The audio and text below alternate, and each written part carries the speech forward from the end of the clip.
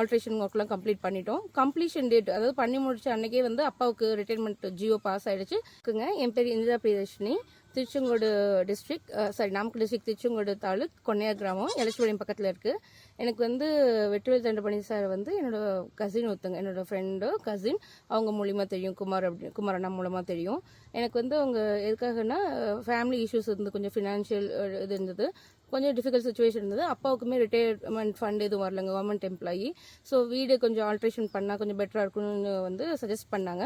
So sir வந்து visit பண்ணிவிட்டு நான் சொன்ன நெக்ஸ்ட் டேவே வந்துட்டு விசிட் பண்ணிட்டு சில கரெக்ஷன்ஸ் எல்லாம் சொன்னாங்க. மேஜர்லாம் இல்லை, ரொம்ப வந்து கம்மியான இதுதான் சொல்லியிருந்தாங்க. சொல்லி ஒரு கொஞ்ச நாள்லேயே அது 2 மந்த்துக்குள்ளேயே நாங்கள் ஆல்ட்ரேஷன் ஒர்க்லாம் கம்ப்ளீட் பண்ணிட்டோம். கம்ப்ளீஷன் டேட் அதாவது பண்ணி முடிச்ச அன்னைக்கே வந்து அப்பாவுக்கு ரிட்டைர்மெண்ட் ஜியோ பாஸ் ஆயிடுச்சு.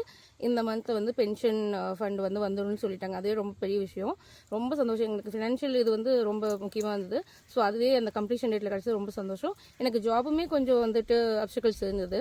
ஸோ அதெல்லாம் பண்ணி முடிச்சதுக்கப்புறம் எனக்குமே வந்து ஒரு கன்ஃபர்மேஷன் கொடுத்துருக்காங்க. ஸோ 2 வகையிலுமே எனக்கு ரொம்ப சந்தோஷம். ஃபினான்ஷியல் ஸ்டெபிலிட்டி வந்து கிடச்சிருக்கு எங்களுக்கு. இப்போது பெட்டராக ஃபீல் பண்ணுறோம். நான் சஜஸ்ட் பண்ணுவேன், கண்ண மூடிட்டு 100%.